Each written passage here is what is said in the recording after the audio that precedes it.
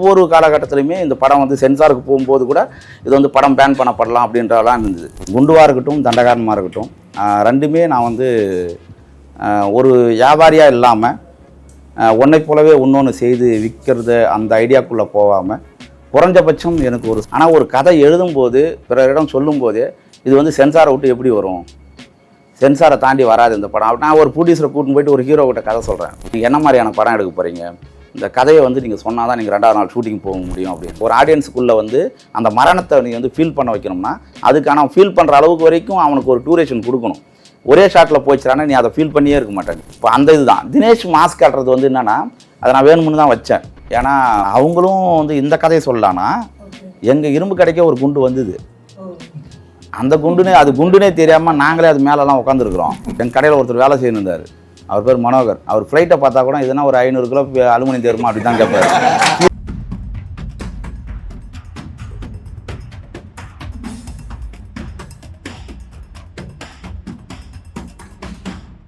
கலை மனிதனாக பிறந்த ஒவ்வொருவனும் அள்ளி அள்ளி பருக வேண்டிய அமிர்தமடாது. தோடருடைய செயல்பாடுன்றது வந்து நம்ம தமிழ் சினிமாவில் ரொம்ப முக்கியமான ஒரு வேலை. அவர் பதிப்பகத்தில் வர புத்தகங்கள் நான் நிறையா பெரும்பாலும் படிச்சிருப்பேன்னு நினைக்கிறேன். எல்லா சினிமா சார்ந்து வந்த எல்லா புத்தகங்களுமே நான் வாங்கியிருக்கிறேன். இங்கே வந்து அந்த அளவில் வந்து நமக்கு முதல் தலைமுறையாக வரவங்களுக்கு ஆங்கிலம் சார்ந்த நிறைய பிரச்சனைகள் இருக்கிறதுனால தமிழில் வர தொழில்நுட்பம் சார்ந்த புத்தகங்களை வந்து நம்ம படிக்கிறது, அது மூலமாக நம்ம ஒர்க் பண்ணுற அனுபவத்திலேருந்து நம்ம ஒன்று புரிஞ்சுக்கிறதுன்றது வந்து ரொம்ப முக்கியமான ஒரு வேலை. இதை பெரும்பாலும் வந்து எல்லாரும் படிக்க மாட்டாங்க. ஆனால் இருந்தாலும் இது ஒரு குறைந்த சினிமா சார்ந்து இருக்கிற தோழர்கள் படிக்கிற புத்தகம் தெரிஞ்சும் அது ஒரு வியாபார நோக்கம் இல்லாமல் இது ஒரு சேவையாக இந்த புத்தகங்களை தொடர்ந்து பியூர் சினிமா வந்து அதுவும் தரமாக கொண்டு வர்றது வந்து ரொம்ப முக்கியமான ஒரு வேலையாக நான் நினைக்கிறேன். அந்த வகையில் வந்து பியூர் சினிமாவுடைய உழைப்புக்கும் தொடர்ந்து நம்ம கூட இருப்போன்றது வந்து ரொம்ப மகிழ்ச்சி தொடர். ரொம்ப நன்றி. அடுத்ததாக நான் என்ன பேசுறதுன்னு தெரில, உங்களுடைய கேள்வியிலேருந்து பேசலாமான்னு தோணுச்சு எனக்கு. என்னென்னா குண்டுவாக இருக்கட்டும், தண்டகாரமாக இருக்கட்டும், ரெண்டுமே நான் வந்து ஒரு வியாபாரியாக இல்லாமல் ஒன்றை போலவே இன்னொன்று செய்து விற்கிறது அந்த ஐடியாக்குள்ளே போகாமல் குறைஞ்சபட்சம் எனக்கு ஒரு சமூக பொறுப்பு இருக்கிறதா நான் நம்புகிறேன். நான் பெற்றிருக்கிற அறிவு என்பது பல தலைமுறையாக பலருடைய தியாகத்தாலும் மரணங்களிலிருந்தும் அவமானங்களிலிருந்தும் நிராகரிப்புகளிலிருந்து பெற்றிருக்கிற அந்த அறிவை அதனுடைய தொடர்ச்சியாக நான் உணர்கிறேன். அதன் அடிப்படையில் என் கண்ணு முன்னால் நான் கேட்ட விஷயங்களை நமக்கு தெரிஞ்ச தகவல்களை வந்து இன்னும் கொஞ்சம் ஆழமாக இது பண்ணி ஒரு டிஸ்கஷனாக நம்ம வந்து முன்வைக்கணும், மக்களோட ஒரு உரையாடலை தொடங்கணும் அப்படின்றது தான் நம்ம இருந்து. அதே மாதிரி ஒரே பேசினதே நான் மறுபடியும் ஒன்றாவதே படிக்க விரும்பலை. அதன் அடிப்படையில் குண்டும் வந்து ஒரு புதிய கதைக்களத்தை வந்து பண்ணணும் அப்படின்றதா. என்னால் ஏற்கனவே இருக்கிற கதைக்களங்கள்லேருந்து அதே மாதிரி ஒரு கதையை வந்து போல செய்தல் மாதிரி அதே மாதிரி ஒன்று செய்கிறதுல எனக்கு விருப்பம் கிடையாது. நான் எனக்காகவே நான் வந்து ஒரு புதிய பேசாத ஒரு பொருளை யாரும், அதாவது டால்ஸ்டாய் சொன்ன மாதிரி பணக்காரர்கள் எல்லாருக்கும் ஒரே மாதிரியான வாழ்க்கை, போராடுகிற எளிய மனிதர்களுக்கு ஒவ்வொருவருக்கும் ஒரு வாழ்க்கை இருக்கின்ற மாதிரி எளிய மனிதர்களுடைய கதைகளை, அவர்களுடைய வாழ்க்கையில் இருக்கக்கூடிய பல்வேறு விதமான உணர்வுகளை வந்து நம்ம காட்சிப்படுத்தணும். அது சார்ந்து ஒரு உரையாடலை வந்து மக்கள் மத்தியில் ஒரு உரையாடலை தொடங்கணும் அப்படின்றது தான். அந்த அடிப்படையில் தான் குண்டு வந்து இரும்பு கடை அந்த கதைகள் வந்து கொண்டு போய் நான் சேர்க்கும்போது எழுதும்போது அது ஒரு சிக்கல் இருந்தது. அதை போய் சேர்க்கும்போதும் நிறைய இது வந்து இரும்பு கடை வந்து இது வந்து 2ஆம் உலகப் போர் நம்ம ஊரில் நடக்கவே இல்லை, இதை மாதிரியான கதைகள் வந்து எப்படி ஜெயிக்கும், இது எப்படி நீங்கள் விஷுவல் பண்ணுவீங்க, இப்படியெல்லாம் ஒரு படம் வந்து இல்லை அப்படின்ற மாதிரி ஒரு 20-25 பேருக்கு மேலே நான் வந்து மூவ் பண்ணியிருப்பேன். கிட்டத்தட்ட 1 ஆண்டு காலம் அதனுடைய தொடர் கதை சொல்கிறதே இருக்கும். ஒரு இடத்த கதை சொல்லிட்டு அடுத்த இடத்துக்கு போகும்போது அதே வலியோட அதே எனர்ஜியோட மறுபடியும் இன்னொரு இடத்துக்கு போகிறதேன்றது வந்து ஒரு போருக்கு போகிற மாதிரி தான். ஏன்னா ஒருத்தவங்க கதை நல்லா இல்லை அப்படின்னு மூஞ்சி எடுக்கே சொல்லியிருப்பாங்க. இதில் வந்து சில பேர் நான் கதை சொல்லும்போது தூங்கியும் இருக்கிறாங்க. அது மாதிரிலாம் நிறைய நிகழ்வு நடக்கும். நைட்டு 12 மணிக்கு வாங்கன்னுவாங்க சில பேர் கதை சொல்கிற இடத்துக்கு. இது மாதிரி நிறைய நிகழ்வுகள் இருந்தால் கூட நம்ம அந்த கதை மீது நம்ம ஒரு புதுசாக ஒரு கதை சொல்கிறோம், அந்த கதையை கண்டிப்பாக கொண்டு போய் சேர்க்கணும் அப்படின்றது அந்த கதை மீது நமக்கு இருக்கிற ஆர்வம் தான். எத்தனை நிராகரிப்புகள் வந்த பிறகு கூட மறுபடியும் நம்ம போய் சொல்லணும், இதை வந்து படமாக எடுத்தணுன்றது வந்து இந்த கதை தான் எனக்கு அந்த உந்துதலை கொடுக்குது. அந்த அடிப்படையில் குண்டும் அப்படி தான் போய் சேர்ந்தது. குண்டு வந்து நல்ல வரவேற்பையும் பெற்றது, தயாரிப்பு நிறுவனத்துக்கும் நல்ல வருமானத்தையும் கொடுத்தது, நிறைய விருதுகளும் வாங்கி கொடுத்தது. அதுக்கு பிறகு கொரோனா காலகட்டம் நிறைய உங்களுக்கு தெரியும், நிறைய சிக்கல் வந்து நிறைய ஹீரோக்கள் என்கிட்ட கதை கேட்ட பிறகு கூட நம்ம தயாராகி போகும்போது கொரோனா இருந்தது. அதுக்கடுத்தது தான் நான் வந்து தண்டகாரண்யம் வந்து பண்ணணும் அப்படின்னு முடிவு பண்ணேன். இப்போது தண்டகாரண்யம் வந்து என்னென்னா, நீங்கள் படம் பார்த்தவங்களுக்கு தெரிஞ்சிருக்கும். நிறைய இயக்குனர்களே வந்து சொல்லியிருக்காங்க, இது வந்து சென்சாருக்கு வந்து இந்தியா லெவல்லே ஒரு முன்மாதிரி படம் இது அப்படின்னு. ஏன்னா அவ்வளோ சிக்கல்களை வந்து சென்சாரில் வந்து சந்திச்சுது இந்த படம். ஒரு கதை எழுதும்போது இந்த கதை வந்து ப்ரொடியூசர் ஏற்றுக்குவாங்களா, மக்கள் ஏற்றுக்குவாங்களா அப்படின்னு ஒரு யோசிக்கிறது வந்து நார்மலான ஒரு யோசனையாக இருக்கும். ஆனால் ஒரு கதை எழுதும்போது பிறரிடம் சொல்லும்போதே இது வந்து சென்சாரை விட்டு எப்படி வரும், சென்சாரை தாண்டி வராது இந்த படம். நான் ஒரு ப்ரொடியூசரை கூட்டின்னு போயிட்டு ஒரு ஹீரோ கிட்ட கதை சொல்கிறேன் லீலா பேலஸில். அந்த ஹீரோ கதை கேட்டு முடித்த உடனே இது வந்து வரவே வராது இந்த படம் அப்படின்ன உடனே ப்ரொடியூசர் என்ன பார்க்குறாரு. இது மாதிரி நிறைய சிக்கல்கள் இருந்து நிறைய ஹீரோக்கள் கிட்ட நம்ம போய், ஏன்னா இது வந்து ஒரு சமவெளியில் நடக்கிற ஒரு கதையே வந்து யாரும் நம்ம கண்டுக்கிறதில்ல, ஒரு பிரச்சனையை கண்டுக்கிறது கிடையாது. ஏன்னா இங்கே இருக்கிற ஏகாதிபத்திய முதலாளித்துவத்தினுடைய சுரண்டல் வந்து ஒவ்வொரு மனிதர்களையும் நகரங்களில் சரி எல்லா இடங்கள்லையுமே தனித்தனி மனிதர்களாக நமக்குள்ளே இருந்த அன்பையும் நம்ம பிறர் மனிதர் மீது இருக்கிற வலியை உணர்கிற அந்த எல்லாத்தையுமே நசுக்கி தனித்தனி மிஷின்களாக நம்மளை ஓட விட்டுருக்கு சுயநலமாக. அப்படி இருக்கிற ஒரு சூழலில் ஒரு அடர்ந்த காட்டுக்குள்ளே எந்த விதமான ஊடக பின்புலமும் இல்லாத மக்கள், அப்பாவிகளாக இருக்கக்கூடிய மக்களுக்கு நடக்கக்கூடிய ஒரு அநீதியை நம்ம வெளிக்கொண்டு வரணுன்றதே வந்து அது வந்து ரொம்ப சிக்கலான ஒரு விஷயம். இப்போ எந்த வகையிலும் நம்ம வந்து அந்த படத்தை வந்து எந்த நேரத்தில் வேணாலும் தடை செய்யலாம் அப்படின்ற ஒரு நெருக்கடி இருந்தது. அப்போது இதுக்கு உதாரணமாகவே நிறைய ஹீரோக்கள் நிராகரிச்சதை விட நிறைய ப்ரொடக்ஷனும் நிராகரிச்சாங்க. இது சில பேர் வந்து அட்வான்ஸ் கொடுத்து திரும்பியும் ஆமாங்க இந்த படம் வந்து வராதுன்றாங்க, எதுக்குங்க வராத படத்தை நம்ம ஏன் எடுக்கணும். அப்போது இதுக்கெல்லாமே தொடர்ந்து இந்த இத்தனை ஆண்டு காலமாக நமக்கு ஒவ்வொரு முறையும் அது நிராகரிக்கப்படும் போதெல்லாம் இந்த கதை வந்து மக்களுக்கான கதை, இந்த கதையை கொண்டு போய் மக்கள்கிட்ட கொண்டு போய் சேர்க்கணும் அப்படின்ற ஒரு எண்ணம் மட்டும்தான் தொடர்ந்து நம்மளை வந்து அந்த ஸ்ட்ராங்காக நம்ம நிற்க வைக்குது. அதுக்கு அடுத்தது இந்த படம் வந்து டைட்டில் அனௌன்ஸ்மெண்ட் பண்ணுறோம். முதல் நாள் ஷூட்டிங்க்கு வந்துட்டாங்க. ஷூட்டிங் பார்ட்லேயே வந்து இந்த படத்தை நீங்கள் எடுக்கக்கூடாது, டைட்டில் வந்து வேறு மாதிரியான டைட்டிலாக இருக்குது, இது வந்து நீங்கள் என்ன மாதிரியான படம் எடுக்க போகிறீங்க, இந்த கதையை வந்து நீங்கள் சொன்னால் தான் நீங்கள் 2வது நாள் ஷூட்டிங் போக முடியும் அப்படின்னு. அப்போது லென்பார் தொடர் மேற்கு தொடர்ச்சி மலை டேரக்டர் என் கூட அன்றைக்கி முதல் நாள் ஷூட்டிங் வந்துருந்தார். கதை ஒன்று எழுதி அதை கொண்டு போய் அவங்ககிட்ட கொடுத்த பிறகு தான் 2வது நாள் ஷூட்டிங். அப்போது ஒவ்வொரு காலகட்டத்திலையுமே இந்த படம் வந்து சென்சாருக்கு போகும்போது கூட இது வந்து படம் பேன் பண்ணப்படலாம் அப்படின்றலாம் இருந்தது. ஆனால் எனக்கு ஒரே ஒரு இது மட்டும் தோணுச்சு, இந்த கதை வந்து ரொம்ப நேர்மையாக நம்ம வந்து அணுகியிருக்கிறோம், கண்டிப்பாக இது வந்து வெற்றி பெறும். அதே மாதிரி சென்சாரை நம்ம கண்டிப்பாக நம்மக்கிட்ட பதில் இருக்குது, அவங்க கேட்குற கேள்விக்கு நம்மளால் ஃபைட் பண்ண முடியும். இதுவும் ஒரு வகையான ஒரு ஃபைட்டு தான் நம்ம நிகழ்த்தணும் அப்படின்றத நான் தயாராக இருந்தேன். தயாரிப்பு நிறுவனமும் நமக்கு ரொம்ப உற்சாகமாக கூட பங்கு பெற்றாங்க. அந்த அடிப்படையில் தான் தண்டகாரண்யம் வெளியில் வந்தது. மேற்கொண்டு உங்களுக்கு படம் பார்த்தவர்கள்லேருந்து பார்க்காதவங்களும் நம்ம கேள்விப்பட்டதுலேருந்து உங்களுடைய உரையாடல், கேள்வியிலிருந்து என்னுடைய உரையாடல். இதில் அந்த சம்மந்தப்பட்டவங்க மட்டும் ஒருத்தர் மட்டும் உயிரோட இருக்க மாதிரி காமிச்சிங்க. ஆமாம். ஆனால் அது உள்ள மாட்டின ஒரு 150 பேரோ 514 பேர் அவங்க எல்லாமே இறந்ததா ஒரு நியூஸ் வதந்தியா இல்லை உண்மையா? இல்லை, அந்த கேஸ் வந்து 514 பேர் வெளில வந்துட்டாங்க, எடுத்துட்டாங்க. ஆனால் அந்த 514 பேர் இப்போ கேஸ் வந்து 8 வருஷமாக நடக்குது. ஆனால் சாட்சி சொல்கிறதுக்கு 514 பேரில் ஒருத்தம் கூட இல்லை. அவங்க வந்து வெவ்வேறு புனைப்பேர்களில் தமிழ்நாட்டில் இங்கே காவலா கூட வெட்டலாம், கேரளாவில் அவங்க வந்து தொடர்ந்து அழுத்தம் இருக்கிறதுனால அவங்களால அங்கே வாட முடியல. அங்கேருந்து எஸ்கேப் ஆகி பல்வேறு பேர்கள்லாம் அங்கங்கே தலைமறைவாயிட்டாங்க. சில பேர் செத்து இருக்கிறாங்க, சில பேர் அதனால் வந்து கேஸ் நடத்தவே முடியல. அது அந்த அளவுக்கு அதிகாரம் வந்து வலுவாக இருக்குன்னு சொல்கிறேன். நான் வந்து குண்டு படத்துலேருந்து கேட்கலான்னு சொல்லிட்டு, அந்த ஹாஸ்பிட்டல் சீன் முடிஞ்சதுக்கப்புறம் தினேஷ் சார் வந்து அந்த ஓனர்கிட்ட பேசுவார். அதை வந்து அந்த சீனை வந்து வெறும் டைலாக் மட்டும் வச்சு நம்ம இதை எப்படி சொல்லலாம் அப்படின்னு நான் முயற்சி பண்ணும்போது எனக்கு வந்து வேறு மாதிரி தோணுச்சு. இது ஒரு வந்த உடனே ஃபோர்ஸை வந்து அடிச்சுட்டு பேசலாம் அப்படின்னு சொன்னாலும் ஒரு மாதிரி இருக்கும். எல்லாமே வந்து அவங்கள விட்டு அப்பால போயிடுற மாதிரி இருக்குது. ஆனால் நீங்கள் வந்து ஈஸியாக வந்து பிடிச்சிட்டு வந்து அந்த அக்கா கூட வந்து ஒரு ஜாலியான டிஸ்கஷனில் பேசிட்டு அப்படியே ஸ்டார்ட் பண்ணும்போது நல்லா இருந்துச்சு. உங்களுக்கு அந்த சீனை வந்து அப்படி தான் சொல்லணும்னு இருந்துச்சா இல்லை வேறு ஏதாச்சும் பண்ணி நீங்கள்? அதாவது நம்ம லைஃப்பில் இருந்து தான் நம்ம எடுக்கிறோம்.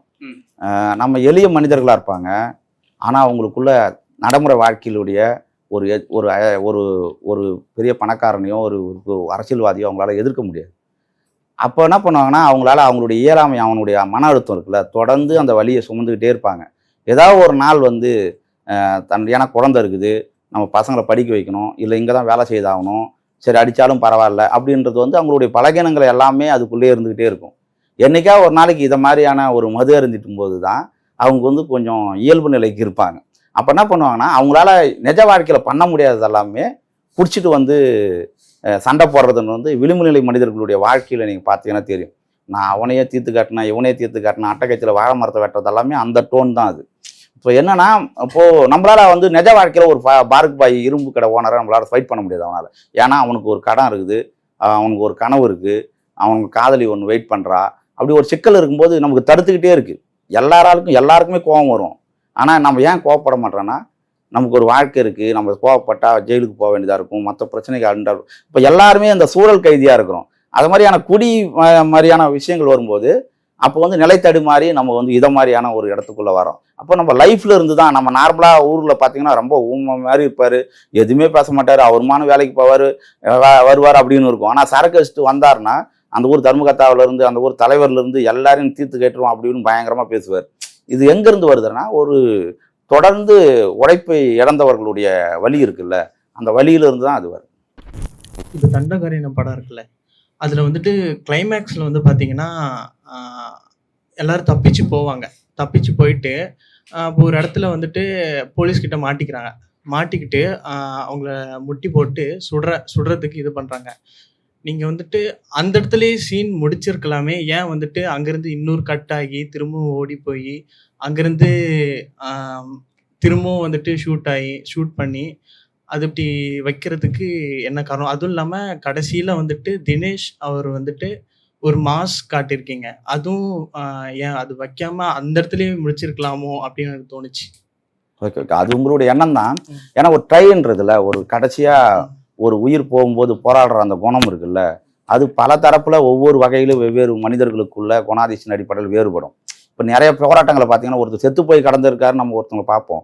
ஆனால் அவர் சாவறதுக்கு முன்னே அவன் வந்து அந்த எதிராளியோட என்ன மாதிரியான ஃபைட் பண்ணான்னு ஒன்று இருக்குல்ல, இப்போ அதை பதிவு பண்ணுறது தான். இப்போ பல நிலைகளில் எடுத்தவொடனே அவன் சாவறதுன்றது வந்து ஒரே ஷாட்லேயே நான் நிற்க வச்சிட முடியும், இல்லை அது அங்கேயே கூட சொல்கிறானு கூட வச்சு அங்கேருந்து கொண்டு வந்துட முடியும். அப்படி பண்ண முடியாது இல்லை.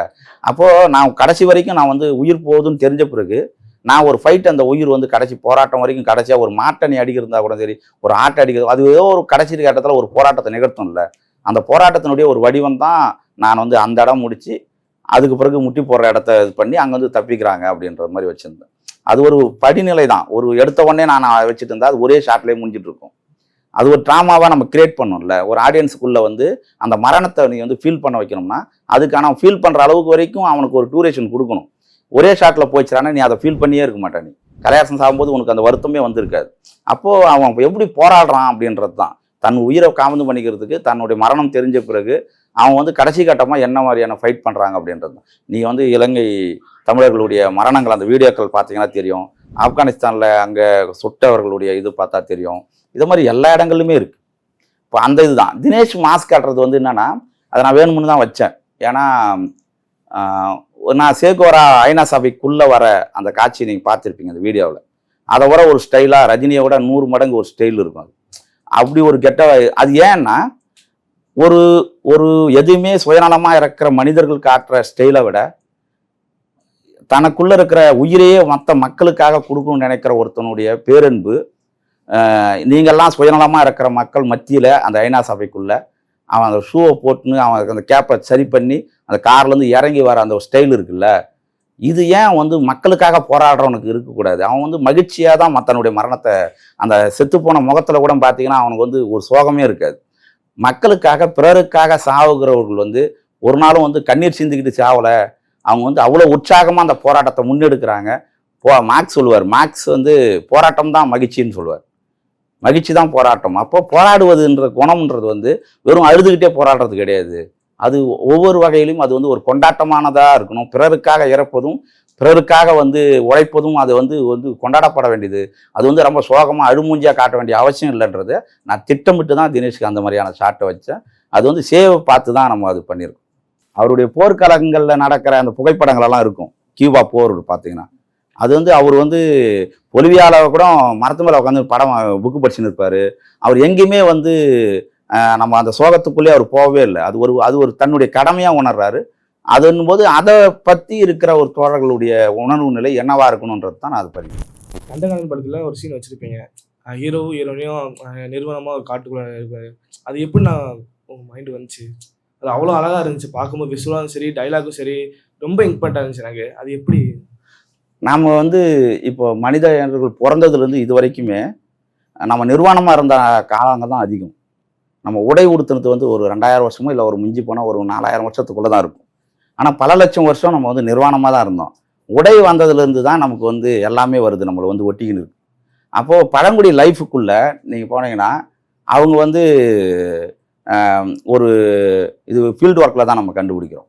அவங்க வந்து ஒரு புதுசாக வந்து கல்யாணம் பண்ண ஒரு ஜோடி இப்போ கார்பரேட் என்ஜிஓ நிறுவனங்கள் காடுகளுக்கு போகிறதுக்கு முன்ன வரைக்குமே அவங்க வந்து இரவில் வந்து அந்த ஊருடைய மையத்தில் நின்று நாங்கள் இன்றைக்கி காட்டுக்கு போகிறோம், நிலா பார்க்க போகிறோம்னு சொல்லிட்டு போயிடுவாங்களாம். போன பிறகு அவங்க போயிட்டு அன்றைக்கி வந்து ஊரில் இருக்கிறவங்க யாருமே காட்டுக்குள்ளே போகக்கூடாது, அந்த ஜோடி மட்டும்தான் போகணும். அப்போ அவங்க போயிட்டு அந்த உடையை களைஞ்சிட்டு அருவியில் குளிக்கிறதும் நிலா பார்க்குறதும் பாறை மேலே உட்காந்து இருக்கிறதும் அன்று இரவு முறை கழித்து வெடியும் போது அங்கே உடை உடுத்திக்கிட்டு ஊருக்குள்ளே வருவாங்கன்றது வந்து பழங்குடி மக்களுக்குள்ளே இருக்கிற ஒரு லைஃப் அது. இப்போ அந்த லைஃபோட அப்போது இந்த உடைன்றது வந்து வெறும் உடையாக இல்லைங்க. உடை வந்து ஒரு அதிகாரமாக இருக்குது, உடை வந்து ஒரு சாதியாக இருக்குது, உடை வந்து ஒரு மதமாக இருக்குது, உடை வந்து எல்லா மனிதர்களுக்குள்ளேயும் பெரிய ஏற்றத்தாழ்வையும் எல்லாத்தையுமே உண்டாக்குது. அப்போது உடையற்ற மனிதர்களாக இருந்த காலத்தில் ஒரு கம்யூனிசம் இருந்திருக்கு, ஒரு பொது உடைமை ஐடியாலஜி இருந்திருக்கு, பிறர் மீது அன்பு இருந்திருக்கு. இப்போது அதுவும் இதுவும் எப்படி இருக்குன்றது தான் நம்ம ஒன்று கற்பனை பண்ணி பார்த்து அதை வச்சு தான் இது பண்ணுறோம். லாஸ்ட் ஷாட் வந்து தினேஷ் வந்து துப்பாக்கி யூஸ் பண்ணியிருப்பாரு. ஆனால் படத்தின் மையக்கரு வந்து நக்சலைட் இல்லாத ஒரு ஆள் வந்து கவர்மெண்ட் ஜாப்பாக ட்ரை பண்ணுறாரு. அதுக்கப்புறம் அவர் மாட்டின்னு அங்கே இறந்துறாரு கலையரசன். ஸோ தினேஷ் வந்து கடைசியில் வந்து போலீஸ்காரங்களை துப்பாக்கியால் சுடும்பொழுது அவரும் அங்கே நக்சலைட்டாக மாறிட்டாரா அப்படின்னு நான் அந்த அந்த கண்ணோட்டத்தில் தான் நான் அதை பார்த்தேன். இப்போ நக்சலைட் இல்லாத ஒரு ஆள் அங்கே அவங்க தம்பி அங்கே இறந்துறாரு, அதுக்காக அவர் நக்சலைட்டாக மாறிடுறாரா அப்படின்னு நான் எடுத்துக்கிட்டேன். அது உண்மையா? நீங்கள் எப்படி நினைக்கிறீங்க? நான் அவர் நக்சலைட்டாக மாறிட்டாருன்னு தான் நினைக்கிறேன். அதுதான் கரெக்டாக. ஏன்னா நக்சலைட்டுகள்ன்றது வந்து வெறும் என்ன நினச்சிட்டு இருக்கிறோம் நாமன்னா, ஏதோ மிஷின் உருவாக்குது அந்த மனிதர்களை, அவங்களுக்கு வந்து குடும்பம் இருக்காது, உறவு இருக்காது, எதுவுமே இல்லாது வெறும் பிறக்கும்போது யூனிஃபார்மோட வந்து ஏதோ துப்பாக்கி வச்சுன்னு இருக்கிறாங்க அப்படின்றது இல்லை. அப்படி தான் கட்டமைக்கப்படுது, அப்படி கிடையாது. நம்மள மாதிரியான மனிதர்களா, விளிம்பு நிலை மனிதர்களா, அவங்க தொடர்ந்து எடுத்த உடனே துப்பாக்கியும் அவங்க தூக்கலை. பல்வேறு விதமான போராட்டங்களை முன்வச்சு எதுவும் எடுபடாத போது அவங்க ஒரு விஷயம் பண்ணுறாங்க, ஓகேவா, அது தப்பு ரைட்டுன்றது அடுத்தது, ஓகேவா. ஆனால் ஒரு குழந்தை அழுவுதுன்னா அந்த குழந்தை அழுவும் போது ஒரு தாய் என்ன பண்ணணும், ஏன் குழந்தை அழுவுது அப்படின்னு போய் பார்க்குறதுக்கு அவங்க குழந்தைய தூக்கி எங்கே எறும்பு கடிச்சிருக்குதா, எங்கன்னா காயம் இருக்குதா, இல்லை சுற்றி கித்தி ஏதாவது தேளு கீழு இருக்குதா, இல்லை வந்து குழந்தைய யாராவது கிள்ளி விட்டாங்களா அப்படின்னு பார்க்கணும். நீ அழுவே கூடாது ஒரு தாய் சொன்னாது என்ன அர்த்தம், ஓகேவா. அழுவுறது குழந்தையுடைய வலியை பொறுத்து அது தீர்க்க வேண்டியது ஒரு தாயுடைய கடமை.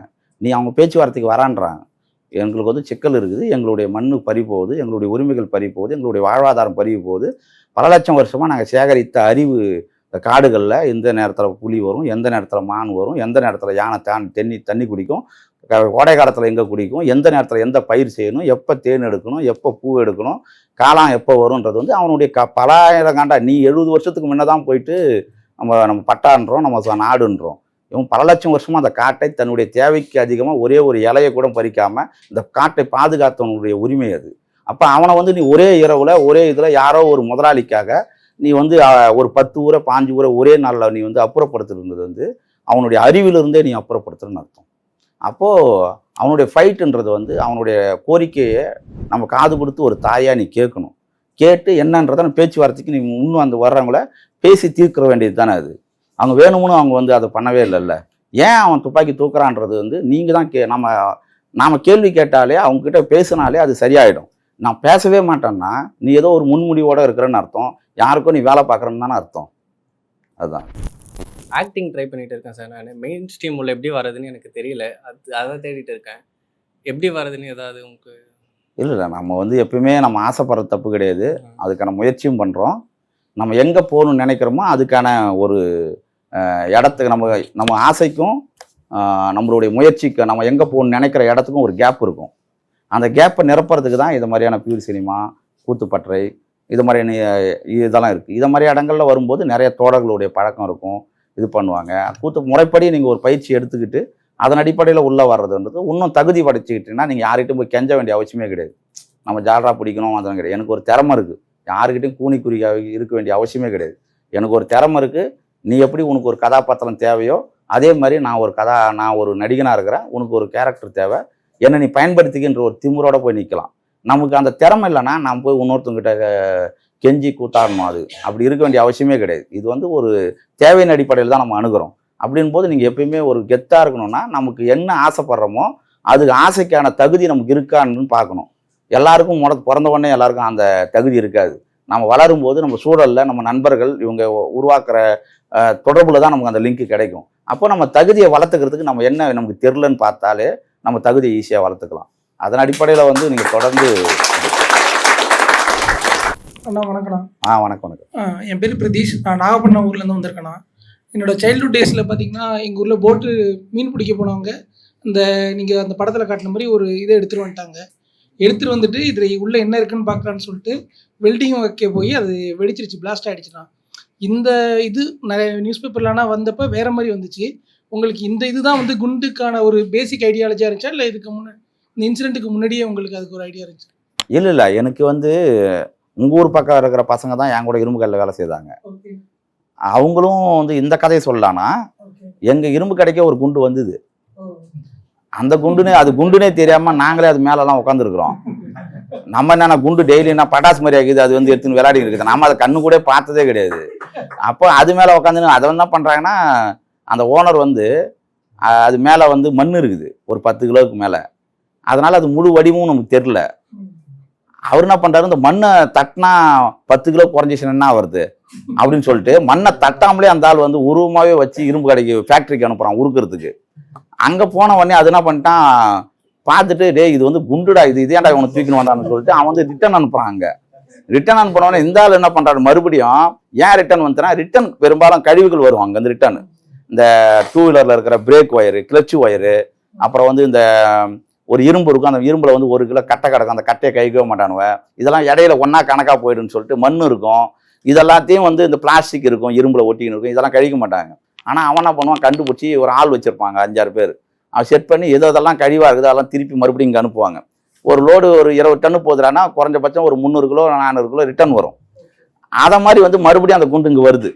இவரு என்ன நினச்சிட்டாரு, ஏதோ மண்ணுக்கு இருக்கிறதுனால தான் இதை சொல்கிறான்னு சொல்லிட்டு ஒரு பொட்டி, நம்ம முன்னெல்லாம் பள்ளிக்கூடத்தில் கல்யாணம் ஆன ஒரு தகர பொட்டி கொடுப்பாங்க பாருங்க, அதை மாதிரி டங்கு பொட்டியை வந்து பிரித்து அது உள்ள இந்த கிளச் ஒயரெல்லாம் உள்ளே வச்சு மறுபடியும் அந்த குண்டை உள்ளே வச்சு இவ்வளோ பொட்டியில் உள்ளே வச்சு மறுபடியும் வந்து அனுப்புகிறாங்க. அந்த ரோடுக்கு நானே போகிறேன், நான் வந்து கிளியராக போகிறேன். அந்த லாரியில் போனால் அவன் வந்து செக் பண்ணுறான், ஒரு நாள் குறைச்சி செக் பண்ணிட்டு மறுபடியும் என்னை தனியாக கூட்டின்னு போயிட்டு, இந்த பேர் இது வந்து வெடிச்சிச்சுன்னா எங்கள் ஃபேக்ட்ரியே போயிடும், யாராவது தெரிஞ்சாமல் கவனமாக இருந்தால் இதாக இருக்கும், நீங்கள் வந்து மறுபடியும் என்ன உங்களை நாங்களே காட்டி கொடுத்துருவோம் உங்கள் ஃபேக்ட்ரியை அப்படின்ட்டான். நான் என்ன பண்ணேன், அங்கேருந்து வந்து பார்க் பைக் ஃபோன் பண்ணேன், அந்த பஞ்சர் கேரக்டர் பாதி நான் ஃபோன் பண்ணி, எனக்கு அவங்க ஓனர்னு இந்த அளவுக்கு ஏமாத்துறானே தெரியாமல் நான் தான் நிறைய பேரை போட்டு கொடுத்தேன் அந்த ஆளுகிட்ட. இவங்கெல்லாம் தப்பாக்குறாங்க, இவங்க திரள்றாங்க, அவங்க திரள்றாங்க. அப்புறமா தான் தெரியுது மொத்தமாக திறனோன்னு அவன் தான் பழகுது அப்புறம்ன்றது அப்புறமா தான் புரிஞ்சுது எனக்கு. அப்புறமா நான் தான் ஃபோன் பண்ணேன், சார் இது மாதிரி வந்து இது வந்து குண்டான், இது வெடிச்சு தானே அந்த உலகளெல்லாம் வெடிச்சு ஃபேக்ட்ரியை தரமாட்டம் ஆயிடுமா, நம்ம வந்து மறுபடியும் ரிட்டன் அனுப்புனா நீங்கள் வந்து மறுபடியும் உங்களை காட்டி கொடுத்துருவாங்களாம் போலீஸ்கிட்ட அப்படின்னு சொன்ன உடனே, அப்படியாப்பா சொல்கிறா, தெரியாமல் எப்படியா கொண்டு வந்திருப்பான்னு சொன்னார். அதுக்கு பிறகு அங்கே எடுத்துன்னு வந்த பிறகு அப்பயும் அந்த ஆள் விடவே இல்லை, அந்த குண்டை கொண்டு ஓரமாக வச்சுட்டு யார்கிட்டையும் சொல்லாதரான்னு சொல்லிட்டு இந்த குண்டு மாமல்லபுரத்தில் ஒரு கடையிலேருந்து வந்தது, அந்த கடைக்காரனுக்கு ஃபோன் பண்ணி நைட்டாக வந்து திருப்பி அதே காசை வாங்கிட்டு தான் விட்டார் அந்த ஆள். இப்போ அதை மாதிரி வந்து நம்ம லைஃப்பில் நடந்தது தான் அது. எங்கள் ஊரில் வேலை பார்த்த ஆளுங்களுக்கு அது தெரியல, அதனால பிளாஸ்ட் ஆகிடுச்சு அந்த இடத்துல. ஆமாம், நிறைய பேருக்கு தெரியாது. ஏன்னா அதை பார்த்தா ஏதோ ஊரில் ஏதோ கப்பலுடைய பார்ட்ஸு அதை மாதிரி தான் நாங்களே நினச்சிட்டு இருந்தோம். ஏன்னா நிறைய இப்போது எங்கள் கடையில் ஒருத்தர் வேலை செய்யணுந்தார், அவர் பேர் மனோகர். அவர் ஃப்ளைட்டை பார்த்தா கூட இதுனா ஒரு 500 கிலோ அலுமினியம் தேருமா அப்படி தான் கேட்பார் சீரியஸாகவே. ட்ரெயினை பார்த்தாருன்னா அப்படி சொல்லுவார். ஏன்னா அவர் பார்க்கறது எல்லாமே அவர் கண்ணுக்கு வந்து இரும்பு, பித்தளை, காப்பர் எவ்வளோ இருக்கும் அப்படிதான் அவர் யோசிப்பார். அவர் அதை மாதிரி வந்து ஏர்போர்ட்டில் வந்து ஒரு நாள் இது எடுக்க போயிருந்தோம். அப்போ அவர் பார்த்துட்டு அவர் வந்து இதில் போகணும் அப்படி அந்த ஆசையெல்லாம் சொல்ல. அவர் நம்ம இதை ஒற்ற அந்த அலுமினியம் கூட ஒரு 500 கிலோ தேருமா 1000 கிலோ தேருமான்னு அதை மாதிரி அங்கே வந்து வெறும் அது குண்டானாலாம் அவர் பார்க்க மாட்டார். இப்போ அங்கே நிறைய நடக்கும். ஒரு அம்மா வந்து ஒரு முறை வந்து ஒருத்தர் என்ன பண்ணார், ஒரு இந்த இரும்பு சோபா இருக்குல்ல உட்கார்றதுக்கு, இரும்பு சோபா இருக்கும் 3 பேர் உட்கார சீட்டு, அதை தூக்கின்னு வந்துட்டார். தூக்கின்னு வந்தோடனே நாங்கள் என்ன பண்ணிட்டோம், அந்த சீட்டை உடச்சி கிடச்சிட்டு வெல்டு பண்ணிட்டானோ, ஒருத்தர் கட் பண்ணி துண்டு ஆக்கிட்டானோ. அப்புறம் பார்த்தா அந்த அம்மா அவங்க வீட்டுக்கார அம்மா வந்து ஒரு 10 பசங்களை ஆட்களாரும் கூட்டிக்கின்னு தலைவிரி கோலமாக வருது உள்ள. என்னன்னா இது வந்து எடுத்தே 1 மாதம் தான் ஆகுது, எங்கள் வீட்டுக்காரன் குடிக்கிறதுக்கு கொண்டாந்து போட்டான், எப்போ அப்புறம் இவரு என்ன பண்ணுறாரு, எதுவும் கட் பண்ணல நினச்சிக்கினேன், அந்த சோபா தூக்கி அதை கொடுத்துட்டு போங்கடா அப்படின்னாரு. எங்கே கொடுத்துட்டு போனேன், துண்டு துண்டா கட் பண்ணிட்டானு. அவருக்கு வாங்கினது வந்து 210 ரூபா தான். அதை கட் பண்ணி பார்த்தா ஒரு 5 கிலோ 6 கிலோ தான் தேர்ச்சு. ஆனால் அந்த அம்மா வந்து 1500 ரூபா வாங்கின்னு போயிடுச்சு. காலையிலே நஷ்டமாச்சுன்னு சொல்லிட்டு எல்லாரையும் திட்டின்னு இருந்தார் அவர். இப்போ இது மாதிரி நிறைய நடக்கும். இப்போ வந்து விநாயகர் சிலையை கொண்டாந்து கொடுக்குறாங்கன்னு வச்சுக்க, விநாயகர் சிலை உள்ள மண் இருக்கும், அந்த சிலை உள்ள அதை உடச்சி அவர் வந்து வெறும் சாமியாச்சேன்னு சொல்லிட்டு அப்படியே வாங்க மாட்டார். அங்கே வந்து அது பித்தளையாக தான் இருக்கும். பித்தளை எவ்வளோ தேருன்னு சொல்லிட்டு உடச்சி உள்ளகிற மண்ணெல்லாம் எடுத்து வெளில வீசிட்டு வெறும் பித்தளையாக தான், அது 1/2 கிலோவா 1 கிலோவான்னு பித்தளையாக தான் கணக்கு போடுவாங்க. அப்போது பணம் அது முழுசாக இருக்கும்போது வேற என்ன ஆகுது, அதே சிலை வந்து வேற ஒரு இடத்துல என்னவா பொருளாக மாறுது, இரும்பு கடைக்கு வரும்போது என்னவா வருதுன்னு இருக்குல்ல, பல்வேறு விதமான பார்ட்ஸ் வருவாங்க. அங்கே அவங்களுடைய நாங்கள் தங்கியிருக்கிற அறை இருக்குல்ல, அந்த அறை வந்து இதை விட ஒரு 3 இதில் 3ல் ஒரு பகுதி இருக்கும். அது முழுக்கவே வந்து எங்களுடைய பொருட்களே பார்த்தீங்கன்னா மற்றவங்க யூஸ் பண்ண ஃபேனு, மற்றவங்க யூஸ் பண்ண அந்த கண்ணாடி, அந்த பீரோ கண்ணாடி, தூங்குறதுக்கான அந்த அந்த பொட்டி, அப்புறம் வந்து எல்லாமே பிறர் யூஸ் பண்ணி வானான்னு தூக்கி போட்ட பொருட்களை வச்சு அந்த அறை இருக்கும். இப்போ அதை மாதிரி வந்து எது எங்கேருந்து வருதுன்னே தெரியாது, அதை மாதிரி தான் இருக்கும். அதனால தான் குண்டும் அது குண்டுன்னு தெரியாமலே தான் அப்படி அது இரும்பாக தான் பார்த்தாங்களே தவிர அது குண்டு எந்த பார்ட்ஸ்னு அவங்களுக்கு எப்படி தெரியும். குண்டு படத்தில் பார்த்தீங்கன்னா லாரி சேஸ் சீன் ஒன்று இருக்கும். லாரியில் போயிட்டுருப்பாங்க, தினேஷ் சார் வந்து அந்த லாரி பிடிச்சிட்டு அப்படியே போயிட்டுருப்பாங்க. ஸோ அதில் பார்த்தீங்கன்னா ஒரு கட்டத்தில் அந்த குண்டு வந்து அந்த லாரியில் பட்டு ஒரு மாதிரி உள்ள ஒரு மாதிரி ஃபார்ம் ஆகும். ஆனால் அது வந்து வெடிக்காது, அது எதனால? இல்லை, அது என்னன்னா இப்போ செய்கிற குண்டெல்லாம் இருக்குல்ல, அது வந்து கிண்டலுக்காக தான் நான் பண்ணேன். அப்படி இப்போது அமெரிக்கா ஒரு குண்டு கொடுக்குதுன்னு வச்சுக்க, நமக்கு விற்கிதுன்னா ஒரு நாளும் அமெரிக்காவை காலி பண்ணுற மாதிரி ஒரு குண்டை நம்மக்கிட்ட கொடுக்க மாட்டான். அவன் ஒரு ஃபஸ்ட்டு A கிரேடை ஒன்று வச்சு மறக்காம சப்ஸ்கிரைப் பண்ணிடுங்க.